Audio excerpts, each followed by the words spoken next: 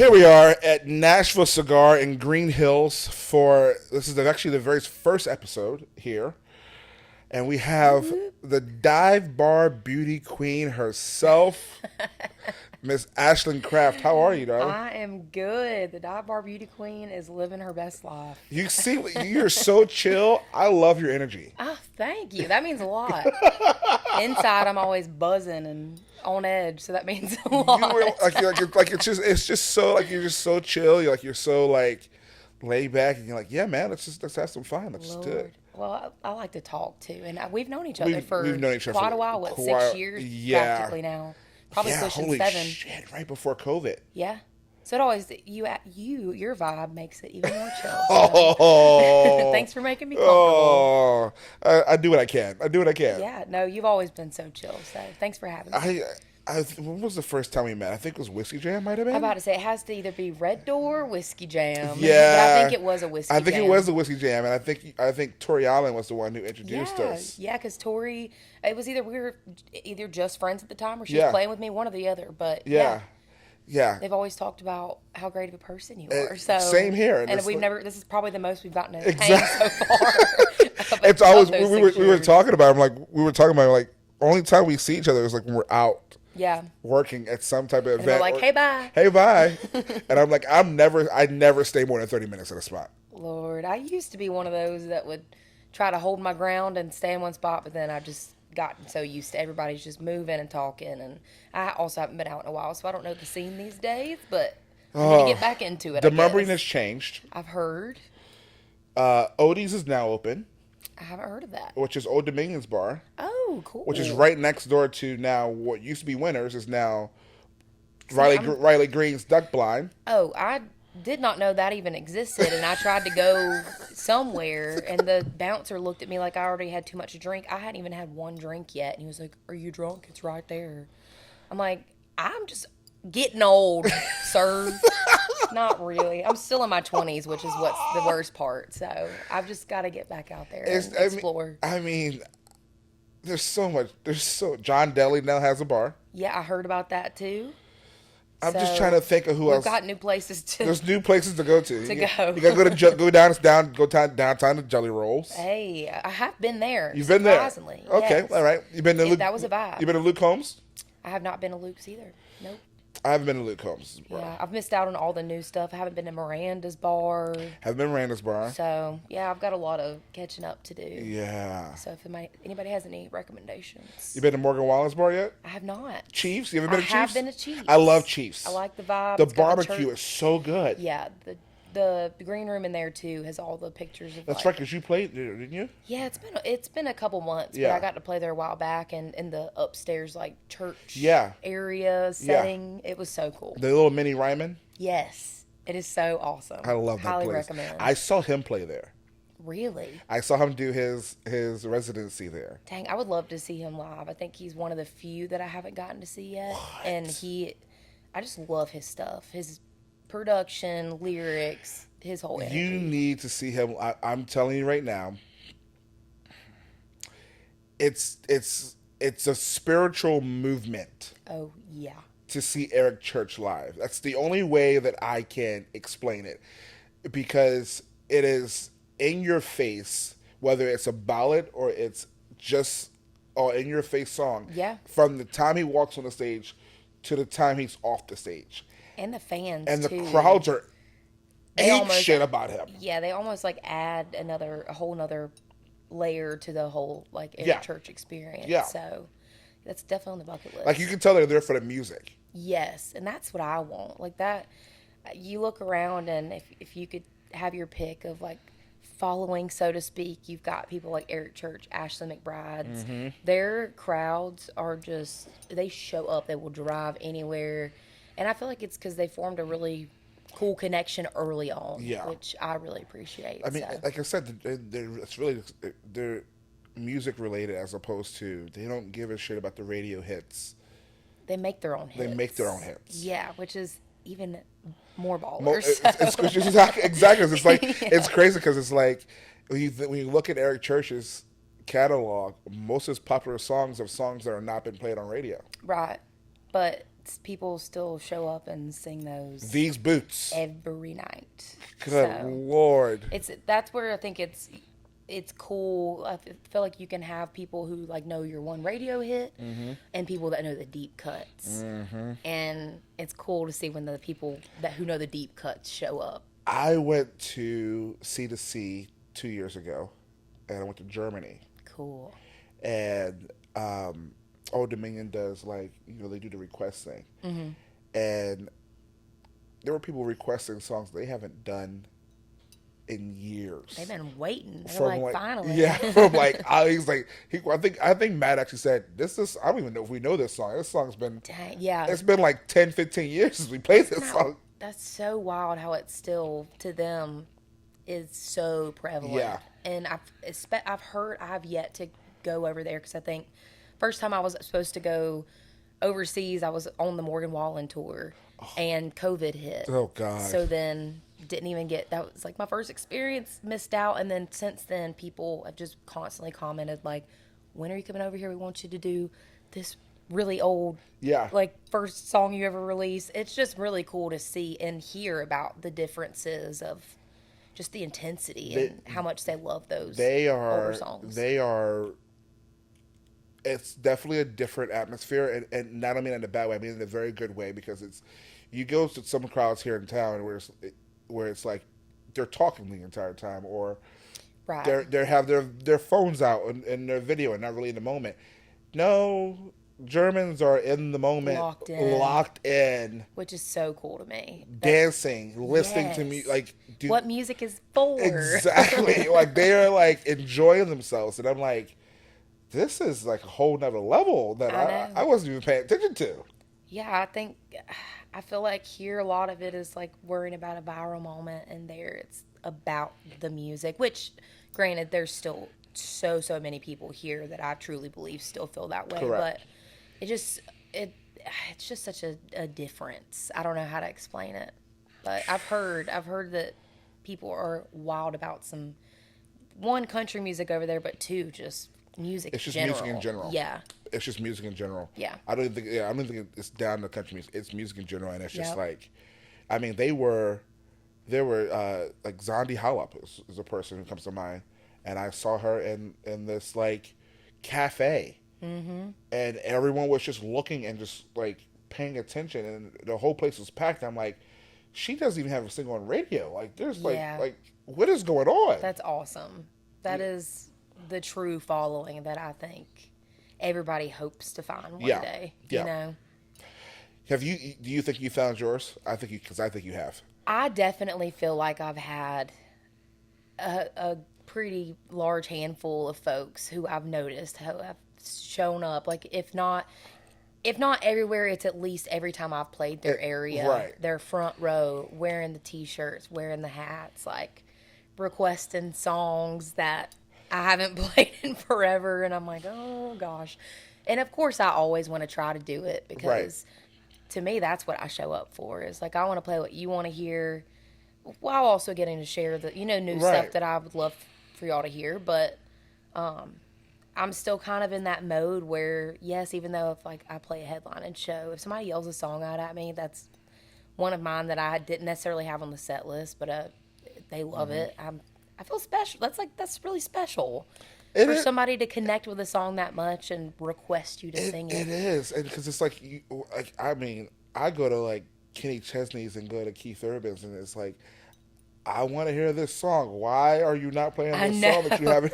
I know the good, the classics. The classics. And we don't know what those are. I don't know what those are for me yet. Right. I feel like it's up for people to kind of tell me what they love and connect with the most. So it's really interesting to see the difference. But yeah, I definitely have some folks that are diehard, showing up, telling people about the shows, bringing other people. So I'm just trying to keep that going. I'm like, tell all your friends. So you're going to headlining tour, aren't you? Yes, my first one ever. I'm so excited. Who's opening for you? Well, every night it's going to be a little bit different. Right. Since this is my first kind of headlining tour. We're going by the seat of our pants. Yeah. But also, I think it's really cool because like, one, we're kind of in a place where we don't have a budget for an opener right Yeah. now, because if that was the case, I've always said, like, my goal is to bring up and coming artists. Like, but the cool thing about this tour is that there are artists in some of these towns that have connections with the venue. I think a lot of people don't realize that. Yeah. Is that when and there's no shame in it, because it's like, this is where, like, you belong. It's like, this is where, like, you should be happening. Where it's like, when you're in someone else's town and you have people who are artists and they're like, they don't know how to get into the scene. Yeah. This is how they do it. They Yes. get in the scene, they get their relationship with the venue. Yeah. And then they can say 10 years from now, I opened for Ashland Craft. I know, and that's so cool, because she's a badass, I was that girl. Like, I was always the girl in Piedmont, South Carolina. Like, nobody came through Piedmont. And they did. Greenville, South Carolina was the larger town. But I just always imagined what it would be like to, be the up-and-coming artist that got to open for this. Also, up-and-coming artist, but, had a little bit of a larger platform, so to speak. Right. So that is definitely a goal of mine, is to hopefully, with a lot of these towns, be able to get somebody in there who is local and get them to share their music. So, and I wish a love lot. to meet them as I well. wish a lot of bigger artists did that. Yeah, I mean, I think it's a bit of a dance these days with the whole opener thing, which is interesting. But I feel like there's definitely opportunities to be able to be that person that I think gives that us opportunities. I feel like, and you can tell me I'm wrong, I feel like there's a very hard to distinguish. Like, back in the day, you can distinguish who is direct support, who's the opener, who's the headliner. Yeah. And I think nowadays it's tough to figure out who's headlining, who's direct support, kind of, because I feel like everyone's like on an even kill. I think COVID reset everything. It did, in a sense. In a sense where it's like everyone has leveled off to where they all, like, started running at the same thing. Yeah. And I think it's more just about connection it's now. just not, and it's like, you can't tell. Yeah. And people are going to show up for who they show up Correct. for, and I think that is the beauty of just getting on the road in general, is like, no matter where you are in the lineup, you're going to get that chance if you take that chance to connect with people and to set yourself apart from whoever else you're on the lineup with. And I feel like the Luke Bryan tour that we just got off of, I thought it was so cool that I've never seen this done before. He had two openers, technically, a direct support, and then him. And he had the two openers rotating. So I've never heard of anybody else do that. And to basically, for, I guess, anybody who wouldn't know the significance, it's kind of like the later in the show that you are, I feel like, the more hope of people showing up. Because people, let's be honest, we get there pretty late. Yeah. I'm a late getter. I'm a late getter. There. But I'm a late arrival all the time. But, I mean, every show's different, and there are a lot of shows where people show up early, which is really cool, and I feel like that was the case for this tour as well. But it was, I just never seen somebody at his level give the openers the opportunity to have those different chances in the set. Yeah, so that was really cool. That's pretty cool. I took some notes on that. I was like, if I ever get to that level, I'd love to give that opportunity. You'll get to that level for sure. That's pretty cool, because I normally, there was one artist in particular who did it, and they basically just they paid for a house band. Cool. For the artist, which was cool. And then the opening acts just basically like 20 minutes here, and then the next show was like 20 minutes here. Okay. And then that was it. You mean like for certain venues? Yeah. I do. So funny enough, like when I was working in a house band, like that was kind of what we did, which it's changed now since I've left, but in one of the other venues in our town kind of did that as well. They had the house band open, which for the house band's really great. It's really great. And for us, it was really great, But I know there are some people that do that. Yeah. But I think there are some really killer house bands out there too. There are. Shout out to my house bands, because they some lifesavers. I know. Well, that was a fun time in my life too, getting to be a part of a house band. It was long hours. Really? 2 years of every Friday and Saturday from 8 p.m. to 2 a.m., 3 a.m. I can't complain. It was like my first real taste of freedom. So, Is that in South Carolina? Yeah, that was at Wendell's Dipping Branch. Wendell's Dipping Branch. Oh, yeah. It was if that ain't country, I don't know I'm what telling is. you. It was I like this, I call it a honky tonk / dive bar, and it was out in the middle of like, down a road, out in the middle of nowhere. It was so fun though. Like, true honky tonk fashion. People from Georgia and South Carolina came because it was kind of right on the line. Right. But it was just, it never failed. Every weekend was something different and fun and new. And again, being in the house band, I got to see a lot of things. That was the first time I ever met Luke Combs. Because we had that slot, so to speak, before the opener. And I remember he was walking from the bathroom, and he was playing indoors. Right. And at our venue, you had indoors and then outdoors, which was smaller and then larger. Right. And this is when Luke Combs was in the smaller portion. So way back when, I think I was like 19 years old. But that was so cool to see, and that was like even more of a little push to want to keep doing music too, seeing all these people come through. But also for the opening slots. Yeah, exactly. We want those. So how long have you been in town? I have been in town a little over 6 years now. I moved here, I believe, in late 2019, early 2019, somewhere around there. Then it was literally, I had not even a year in town, COVID hit, and then I had to like relearn everything all over again. So you had just moved to town when me and you met? Pretty much, yeah. Wow. I'm pretty sure it was either I was visiting and playing Old Red. You made an impression there, because I have never heard Tori Allen speak as highly about anyone else in this town besides you. Because like she talked about you like you were like you've been friends for like 10, 15 years. Well, we actually met on The Voice, her and Corey Wagar Grogan. Yeah. I can never call her by her. I can never call her married maiden name. or married name. So I'm just like, you're getting both. But they were in a duo at the time, and they were doing The Voice. We were all going through the audition process, and I, kind of forced myself into their friendship, I like to say. Not really, but kind of. And we hit it off, and they were the ones that were kind of like, you should come to Nashville. And at the time, I was like, absolutely not. I've heard stories. I don't want to get into that mess. Like, I'm playing in my band back home. So I fought it for a while, but they kind of, one of them offered to like get me a job at Tootsie's, or try, give me an audition, I should say. Went and auditioned, and they tried to give me the job there on the spot, and I hadn't even lived there yet. I was like, I'm not a resident, but I told him I was. And he gave me like a 3-hour long set list, and I just, sorry, kind of never hit him back up because I didn't even know if I was going to move there still. But I got my foot in the door at least. But it got your foot in the door, and you didn't do the downtown. So you played Old Red. I did play Old Red. It was probably for about 6 months before I officially moved. My timeline's all screwed up at this point, but we would drive up for a weekend, play Old Red, and this was right when it opened. They were running ads on Facebook like bands wanted to play Old Red, and I just kind of come off The Voice. Right. So I was like, well.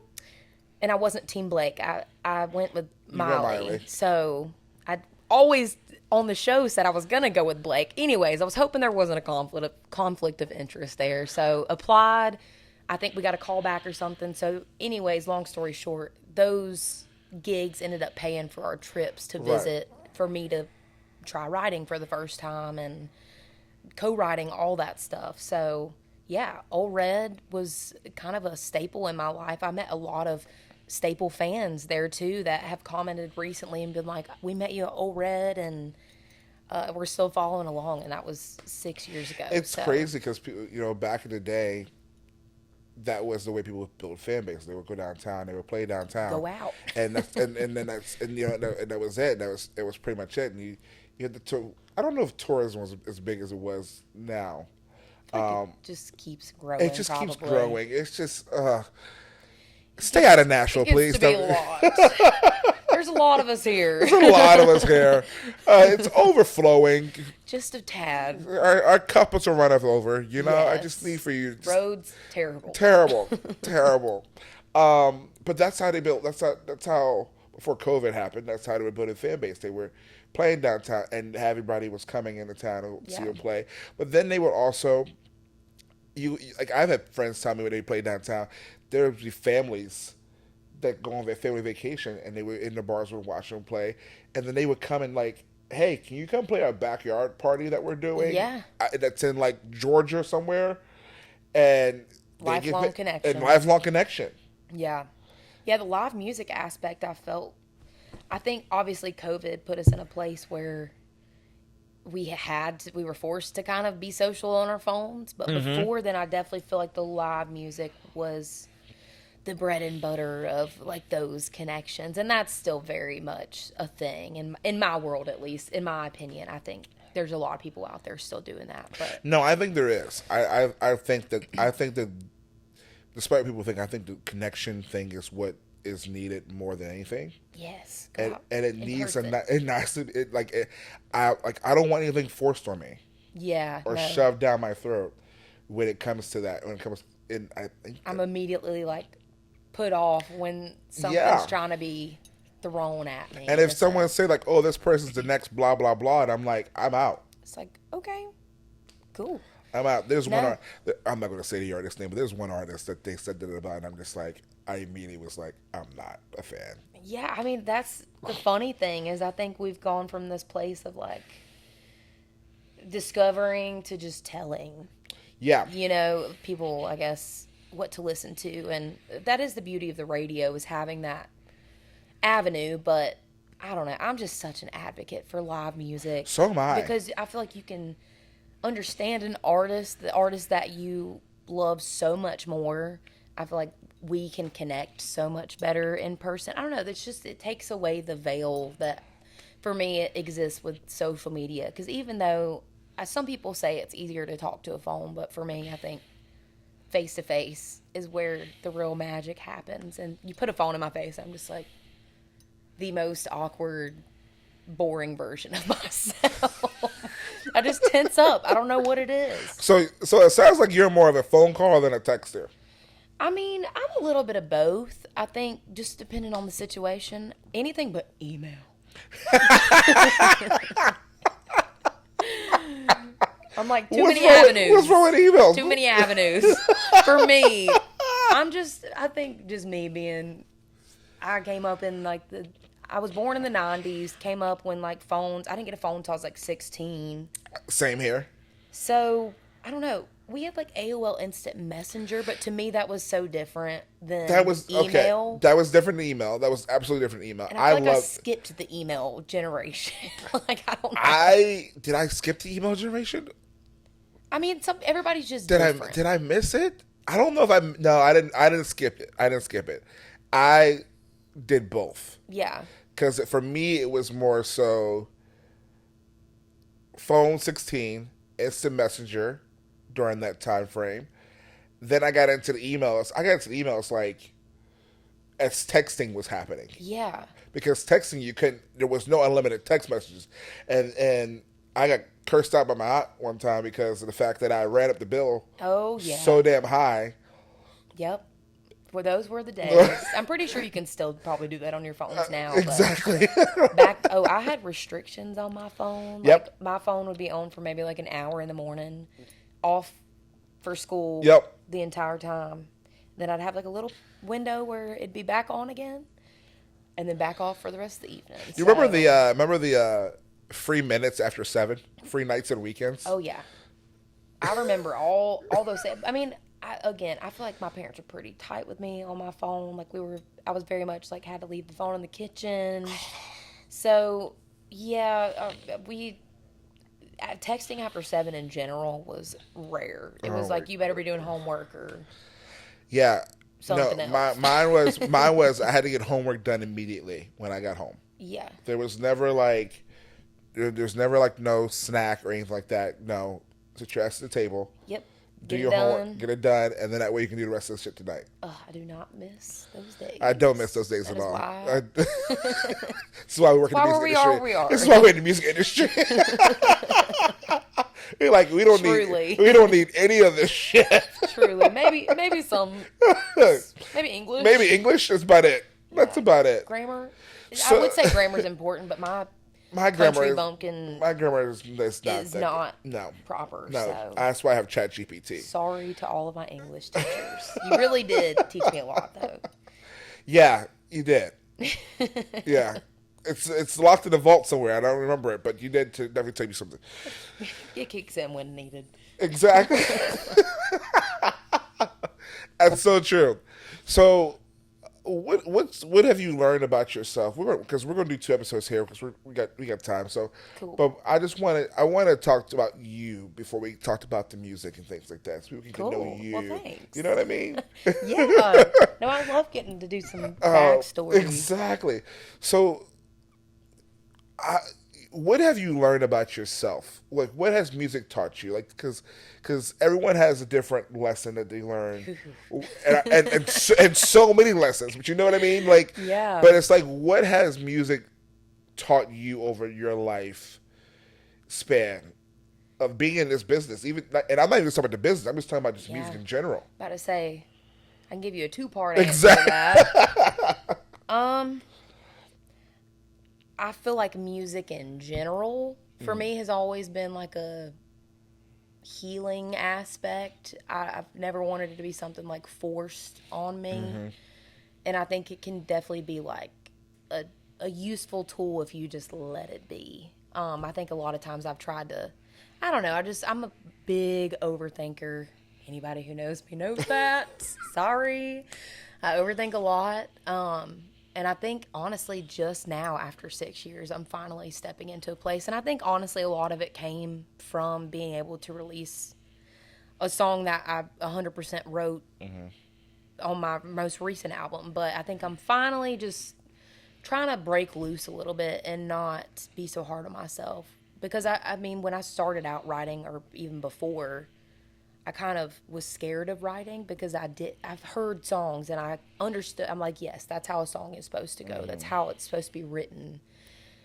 And I could never get myself to necessarily like reach that. But then I feel like I've just come to realize that's not the point. I think the point is to find your place. Within the music, and not try to copy or compare to other products. Everyone has a different way of getting there. Yeah. For sure. You know what I mean? It's just like with anything. With any job, everybody's got a different way of getting it done. Correct. Yeah. And I mean, that's why I'm like, why people train me to do things? It's like, don't train me because I'm going to figure it out myself. I know. It's like you find a little bit different way that's easier. Exactly. Like, thank you, bud. Your 20 minutes, it just took me 5 minutes. I'm good. Oh, my goodness. Bless it. That's funny. But no, I totally get that. It's music has been therapeutic for a lot of people. Yes. So I totally get the whole healing aspect of it, and I totally get the fact where it's like you found your place in the world with music. Starting to. I feel like, yeah. I mean, like even with the first record, I felt like it's just so hard to say. I'm just like, this is me. Mm-hmm. This is my music, and this is what's coming out of me at the moment. I never wanted to feel like any concrete thing. Right. I think us as people are always evolving, always changing, and I think with that, it's just like showcasing that through music and whatever that looks like for you. I don't think there's any right or wrong way to do it. It's very true because it's just one of those where it's like, and you go back to the Eric Church. You listen to Eric Church albums. It's each one. It's different sounding. Yeah. Like there's no like, obviously it has the bones of Eric Church, but it's like there's no constant. Right, there's an evolution. There's an evolution of it. Of Eric Church. And you're in that spot where you're evolving. Yeah. Constantly. If you're not evolving, you're not growing. You're not growing. Yeah.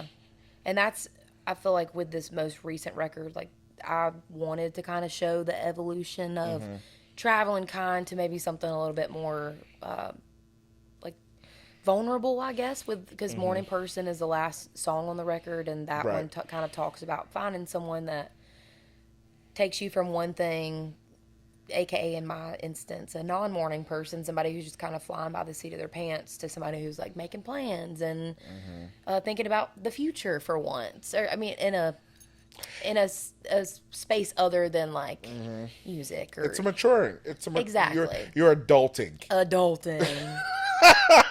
I reckon I'm always gonna be. I don't know. I've always been an old soul. Funny enough, and I feel like I'm just now catching up to where I feel like I've always Where you always been, or always felt. So I feel like now maybe I'm trying to reverse that a little bit. I feel like my body feels like I'm 55, so I hope I never feel that way.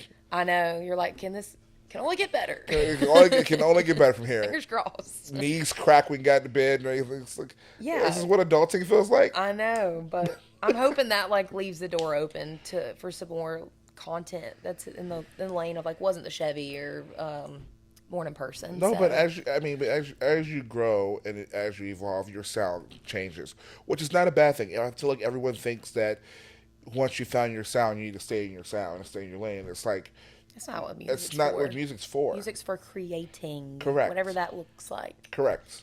Whatever you feel like it is at the time. Yeah. And I think that's only up to you. I mean, it's your name on the product, you know, and I feel like maybe people kind of forget about that sometimes, but I'm like, if it's our product, like it's our name on the front, living there for forever. So you've got to be happy with it at the end of the day. Correct. And feel like, is this okay? Is this just a stale, not stale, but is this just a version of me that people love? So I'm just keeping it there, or is this like satisfying my creative itch that I've had for that? That's what brought me here in the first place. So I think you've got to find the balance of both throughout the whole process, and that's on the business side for me. I think what I'm trying to find right now is like my foundation mixed in with what I feel like is, I don't know, popping, hot, whatever, but in my own way. In your own way. Yeah. Whatever is more authentic to you. And that, yeah. I mean, if it's not, then I think people see through that. So. Ain't that the truth? I'm willing to think. Ain't that the truth? Good Lord. So let's talk about The Voice. You were on The Voice. You did. You made it top 10 for Team Miley. I just have one question about The Voice. Yeah. How was Miley? So cool. Exactly how you would think. How was it being around Miley? That's my one and only question about The Voice. Yeah. No, it was. I never want to like underplay meeting her because it truly was so cool, and I never wanted to like just peg her as like Hannah Montana because I mean obviously we all loved her growing up at that age as Hannah Montana, but I don't know, I always connected with like even watching that show I kind of connected with like the Miley side a lot of the time, and so meeting her I was really hopeful. I got 3 chair turns in the moment, and leading up to the whole thing I was like I'm gonna pick Blake, and I guess that's why they saved me for the last episode because I was the plot twist unintentionally, but had the chair turns and then 15 minutes of kind of back and forth. Adam's like, just whatever you do, don't pick Blake. And Miley, she gave such a cool, like, kind of, not speech, but like a rundown of what she'd hoped to achieve together. And Blake was obviously so cool, and I still hope to work with him one day because he's always been a long-time inspiration. But Miley, I think I resonated so much with the fact that we were closer in age. She was also a woman in the industry. And that's so funny because I've listened to a lot of men growing up on the radio. Even though there were a lot of, it was pretty equal play at that time. But during that time, like the 90s, 2000s. Yeah, or like late 90s, early 2000s. Yeah, it was definitely more equal play than it is now. For sure. So that being said, it's like it was a really hard decision, but then I just felt such a connection with Miley. I don't know if it was something she said, but when she spoke, it just felt, I was like, I'm going to close my eyes and say whatever name feels right. And I knew it was between the two. And for whatever reason, just blurted out Miley. And I'm just the type of person, I'm like, okay, that happened for a reason. I trust that it was God that kind of helped me make that decision. And I'm going to go with it. I had heard your voice beforehand. I don't know how I heard your voice beforehand, and it was actually during your audition, and I immediately thought Miley. Yeah. I didn't think Blake. Only reason why I didn't think Blake, and this, I love Blake to death, but the only reason I think Blake is because of the fact of the raspiness you have with your voice. And I feel like she's the perfect person to teach you how to use the raspiness of your voice. Yes. Because her voice is raspy as well. And maybe that was another connecting point is it's so funny. People always ask me if I smoke to get my raspy voice. I've always had a raspy voice. Yeah. It probably is a little bit raspier these days due to stress and other things. Right. But still, I've always had that there. That's always kind of been, I've always been an alto, had a deeper voice. Mm-hmm. Every choir that I've ever been in has tried to put me in a soprano section and soon figured out that is not where I could exist because my voice just does not go that high. Oh my God. Anyways, that being said, it was perfect because I think it was When I Think About Cheating Mm-hmm. was what I was performing and what we were kind of running through that day with me and Miley. And there's a note at the very end of the song. I was terrified of it because Gretchen Wilson can belt. She has a deeper voice, but she can also hit those heart notes, you know? Yep. I feel like her inspiration was Heart, the rock band, and they are insanely talented. Yep. So anyways, she really, really helped me kind of figure out a spot in my voice that was comfortable for that and how to go for it and to not be scared of those notes. And that is one moment that I think I'll always remember. I feel like I still didn't end up going with a note, and I was just like, I'm sorry, I can't do it.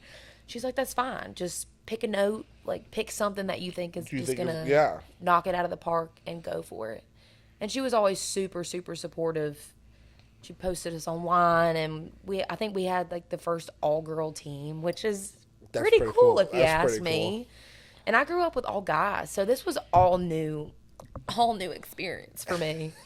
But yeah, I mean, just her being supportive, I think, was the most needed out of that whole experience. Right. And it really helped me just step into myself as like a 20-year-old and not a teen anymore, you know? It helped you move to Nashville. It did. I mean, it took me a while. I definitely took a little bit of a break, but I think a lot of words of encouragement from her, a lot of the other girls on the team, and Tori and Corey, like everybody, that whole experience brought me the courage and the confidence I think that I needed to finally just say, okay, I need to move to Nashville and chase this, or else what's next for you? Because what's been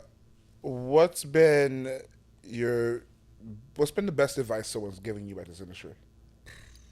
Oh my goodness! Because I'm sure there's a lot. Because I've been told a lot, and I can tell you what the one that sticks out to me. Yeah. Is always be the most sober one in the party. Yeah, that's not the truth. It's a good and a bad thing. It's a good and a bad thing. You get to watch a lot of things go down. I mean, one thing that always has rung true to me, and it's just been advice that I think a lot of people that I respect have just thrown out there, is just trust your gut and trust your instincts. Because at the end of the day, again, like I said earlier, it's your name, it's your product, it's your voice, it's your words on paper. Like, say what you want to say, do it how you want to do it. Pretty much. And not saying that doesn't mean you can get through it without collaboration, because I think collaboration is also super, super important, and like trusting in a team and trusting in other people that can help you make those decisions. But at the end of the day, it's all gonna come down to your decision. Right. So I think being grounded in who you are and trusting your gut and having your like North Star, so to speak, is important. Yeah. Well, we're gonna continue this conversation in the next episode.